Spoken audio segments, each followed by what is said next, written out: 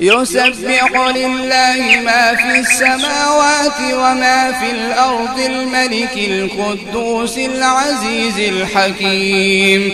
هو الذي بعث في الأميين رسولا منهم يتلو عليهم آياته ويزكيهم ويعلمهم الكتاب والحكمة وإن كانوا من قبل لفي ضلال مبين.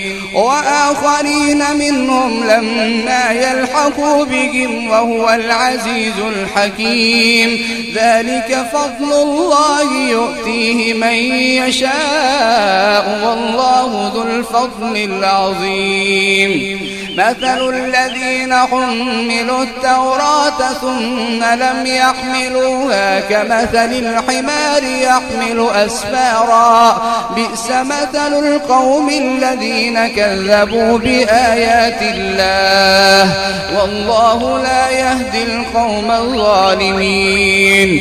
قل يا أيها الذين هادوا إن زعمتم أنكم أولياء لله من دون الناس فتمنوا الموت إن كنتم صادقين ولا يتمنونه أبدا بما قدمت أيديهم والله عليم بالظالمين.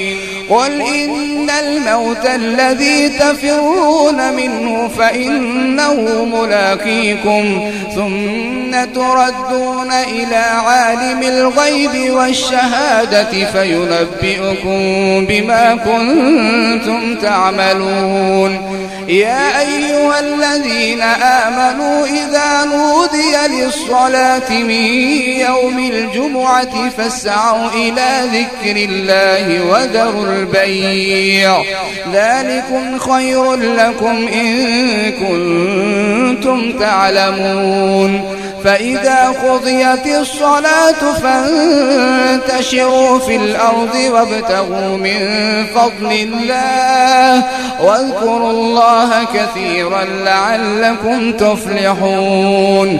وإذا رأوا تجارة أو لهوا انفضوا إليها وتركوك قائما